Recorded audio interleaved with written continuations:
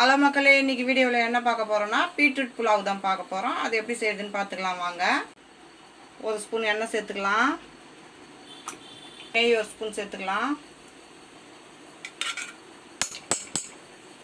இலை ஒரு அரை இலை சேர்த்துக்கலாம், 4 பட்டை 4 லவங்க பூ சேர்த்துக்கலாம்,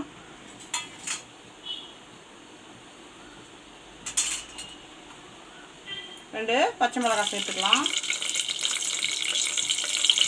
ஒரு பெரிய சைஸ் வெங்காயம் மெலிசாக கட் பண்ணி வச்சுக்கிறேன், அதையும் சேர்த்துக்கலாம்.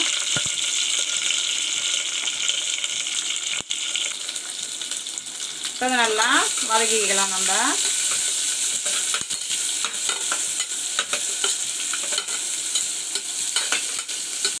வெங்காயம் நல்லா வதங்கிடுச்சு. இஞ்சி பூண்டு பேஸ்ட்டு ஒரு ஸ்பூன் சேர்த்துக்கலாம். இதையும் சேர்த்து நல்லா வதக்கிக்கங்க.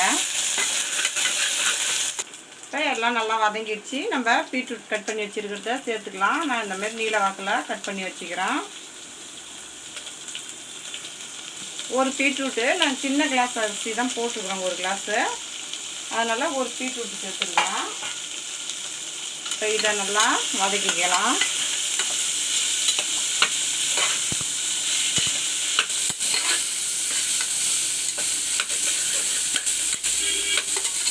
கொஞ்சமாக புதினா தழை சேர்த்துக்கலாம், கொஞ்சமாக கொத்தமல்லி தழையும் சேர்த்துக்கலாம்.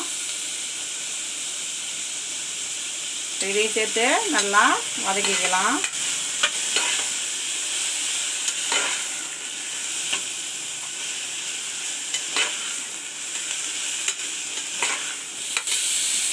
நல்லா பச்சை வாசனை போகிற வரைக்கும் நல்லா வதக்கி செய்யுங்க. அப்போ தான் புலாவ் சூப்பராக இருக்கும். இல்லைன்னா பச்சை வாசனையாக அடிக்கும்.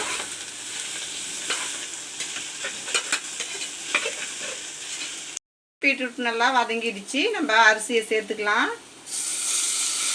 நான் துளசி அரிசி தான் எடுத்துருக்குறேன்.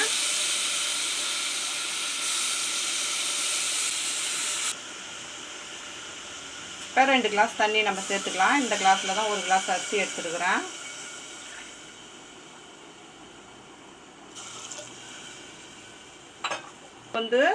நம்ம அரிசிக்கு தகுந்த மாதிரி சேர்த்துக்கலாம். நான் 1/2 ஸ்பூன் சேர்த்துக்கிறேன். நல்லா கிளறி விடுங்க. மூடி போட்டு 3 விசில் வந்தவொடனே நம்ம இறக்கிக்கலாம். விசில் போட்டுடுறேன். இப்போ 3 விசில் வந்துடுச்சு. விசில் சத்தம் அடங்கினவுடனே நம்ம சாதம் எப்படி இருக்குதுன்னு பார்த்துக்கலாம். இப்போ விசில் சத்தம் அடங்கிடுச்சு. நம்ம திறந்து பார்த்துக்கலாம்.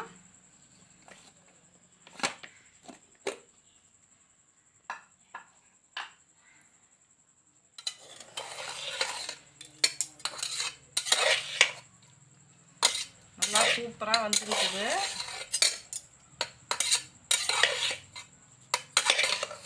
பாருங்க,